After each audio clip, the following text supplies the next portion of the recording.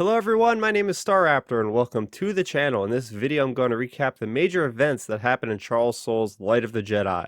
This story kicks off the High Republic era. The High Republic is set 200 years before the events of the Phantom Menace and will be explored through interconnected books and comics. Even though this video will break down the book's plot, I do encourage everyone to support the book by picking it up. Of course, spoilers will follow. The story opens up with a crawl to set up this new era in Star Wars. The galaxy is at peace, ruled by the glorious Republic and protected by the noble and wise Jedi Knights.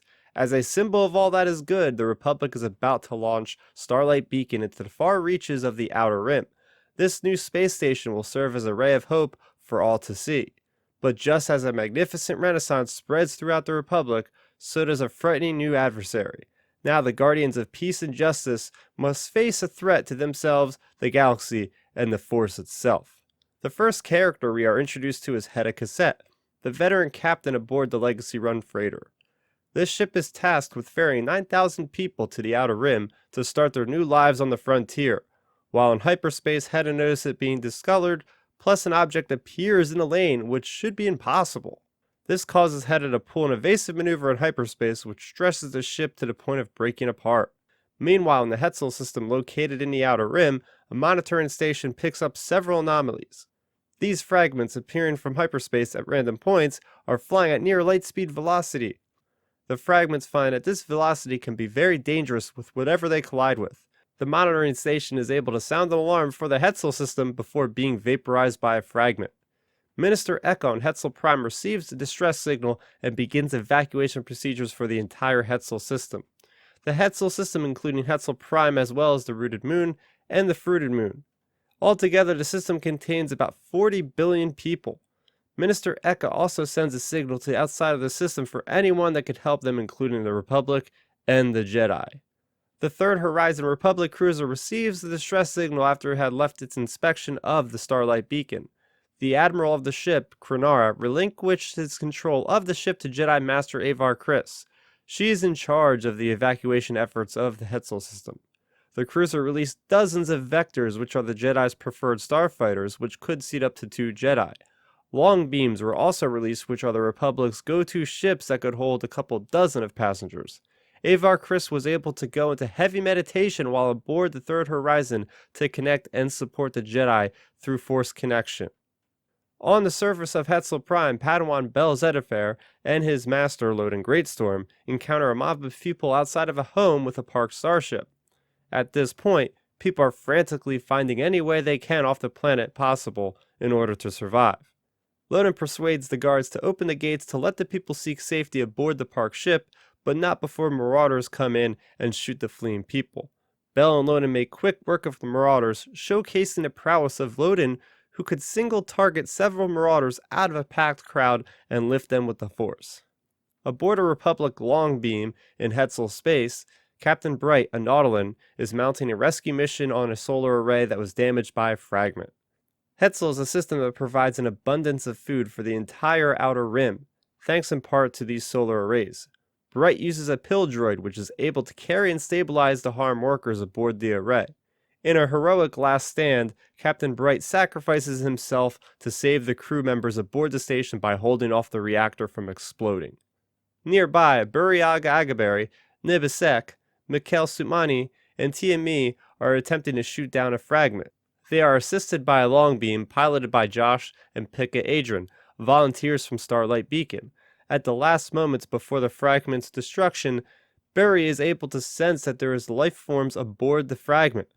In a crazy maneuver, the 4 Jedi are able to use the Force to slow down the fragment just enough for the long beam to attach a tow cable. Slowly, the fragment comes to a complete stop, with the people rescued safely. Meanwhile, Avar Kriss is able to identify a Tabana gas canister that was part of the Legacy run heading straight towards the sun. If this collided with the sun, it could have set off a chain reaction which could have sent out radiation wiping out 40 billion people in the system. Avar Kriss meditates on the surface of Hetzel Prime, giving in to the Force, and calling out to the dozens of Jedi in the space above. She is able to strengthen their communication to one another and provide support for them to use the Force to push this fragment off course. They succeed, but many Jedi die from the exertion of the task. While the Republic thinks they saved the Hetzel system, fragments still emerge in other systems without them knowing. Further along the hyperspace route, in the Abdallah system, a fragment hits a major city and kills over 20 million people. After the destruction, ships begin to evacuate the planet, and this is when the convoy gets picked off by a new enemy called the Nihil. They attack with many ships that attach cables to rip the ship apart, stealing the contents that are inside. On Coruscant, Chancellor Lina So puts together a task force of 7 people that includes Jedi, politicians, and Admiral Krenara. Their mission is to find out what caused the great disaster at Hetzel and how to stop more emergencies of the fragments from occurring. The Chancellor gives the task force a deadline of 30 days to complete their mission in time for the grand opening of Starlight Beacon. Back in the Hetzel system, Avar Kriss, who is in command of the task force, is beginning the investigation. She is accompanied by her fellow Jedi, Elzar Mann, who is piecing together the fragments of the Legacy Run in space. Hyperspace is sick, according to Avar Kriss. This leads the Jedi to seek out the San Tekka clan, who profited greatly from their legacy of hyperspace prospecting that began 100 years prior. Later, the story goes to No Space, which is the headquarters of the Nihil. This location is a platform that is surrounded by a force field bubble, which gives its occupants the illusion of being in space. The Nihil at this point were celebrating their successful operation of raiding the convoy at Abdallah. The Nihil are basically the Vikings of the Star Wars universe, cruel, vicious, and intent on getting what they want, which can involve killing. Their ranks are filled out by various species of the galaxy, but they all have one thing in common: the gas mask that obscure their features. The Nihil have a unique hierarchy which starts off with the Tempest Runners at the top. There are 3, Pan-Eta, Lorna-D, and Kassav. Each of these Tempest Runners controls about 1,000 of their own troops. Below the Tempest Runners are the Storms, Clouds, and lowest are the Strikes. Rising in the ranks of the Nihil means having successful raids and missions, oftentimes resulting in backstabbing their own kind. Aside from the Tempest Runners is the Eye of the Nihil, Marchion Ro. He is an unknown species and is the key to the Nihil's success at being the most notorious marauders of the galaxy. Marchion Ro, like his father Asgar Ro, have access to what is called the Paths. The Paths are generated by a human female named Mari San Tekka, who is permanently bound to Marchion Ro's ship. At about 100 years old, her life is prolonged in a medical chamber for Marchion to call on her whenever he needs her. In the beginning of the San Tekka's prospecting of the Outer Rim, she was affected by some mysterious energy in hyperspace. This caused her to have an ability to plot out coordinates in space that can weave in and out of objects and are overall faster than hyperspace lanes. Marchion's father kidnapped her, and Marchion has been using her abilities ever since. Marchion keeps knowledge of Mari's secret from all the Nihil. All the vessels of the Nihil contain a path engine in order to tap into this unique way of traveling throughout the galaxy. Avar Kriss and Elzar Mann arrive on Naboo to speak with Marlo and Vela San Tekka about what is making hyperspace sick. They claim to not know, even though they withhold information about their relative Mari San Tekka. They do, however, offer to support the Republic's experiments of identifying the remaining emergencies using droids by providing resources. Through the experiment with the thousands of navigator droids working together, the Republic is able to track a few locations where the bridge of the Legacy Run could emerge from. They need the bridge, which contains the flight recorder, to tell them exactly how the Legacy Run disaster happened. Josh and Pickett Adrian are one of the teams tasked with going to these estimated locations and grabbing the flight recorder. When they showed up, they are surprised to see the Tempest Runner, Lorna-D, waiting. Lucky for the Republic, Jedi Mikkel and TME are there to drive off Lorna, but suffer a terrible loss as TME dies in battle. After the data is secured by Josh and Pika, the Republic figures out that the Nihil ship was responsible for the destruction of the Legacy Run and the start of the Great Disaster. One of the Nihil ships used its path engine to drift into the hyperspace lane to make the Legacy Run take evasive action. We later find out that this was all Marchion Ro's doing. The Republic finds out where the Nihil are coming from, and the Jedi Order agree to send them support of their own to mount an attack. The Republic used an emissary-class cruiser, the Third Horizon, supported by Z-28 Skywings, to meet Tempest Runner Kasek's 100-ship fleet head-on. During the battle, forces from Miradu show up to get revenge on Kassak.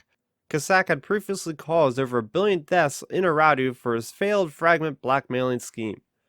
The Jedi later showed up with a cruiser and dozens of vectors to support the battle, including Jorah, Buri, Skier, Supmani, Elzar, Stellan, and Nibisek. Marchion Ro plotted revenge on Kasak for his father's death by programming micro-jumps for his forces to destroy the Republic with suicide runs. Some of the Nihil ships collided with the Republic's, causing mass destruction. Many Jedi were harmed, including Skier, whose arm was severed by wreckage that went through his Vector's canopy. Many deaths happened as well, including upcoming commander of Starlight Beacon, Jor Mali. Avar Kriss aboard the Jedi cruiser was able to sense the micro-jump locations of the paths of the Nihil ships.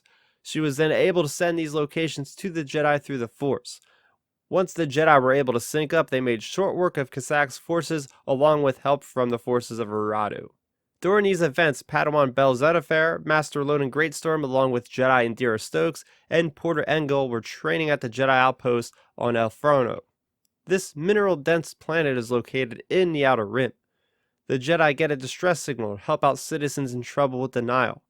The Jedi are able to run down the Nihil, but not before some take off in one of their Nihil craft. They track them down in a space above Elfrono, but Loden gets caught in a trap by Tempest runner Lorna D. He is then brought as prisoner to Marchion Ro at No Space. In the cells next to Loden are other prisoners who are being tortured just for the sake of angering Loden. Anger in Jedi will lead to the diminished use of the Force, making him less powerful. The Eye of the Nihil reveals that he specifically coordinated events on Elfrono in order to capture a Jedi. He wants to use Loden as bait to draw in even more Jedi to him. While speaking with Loden, Marchion Ro taunts Loden with a mysterious rod. This rod glows purple and has history with Marchion Ro's people as well as the Jedi. Having defeated the Nihil at the Kur Nebula, the Republic thinks it's safe to open back up the hyperspace lanes. Little do they know how many Nihil are still out there.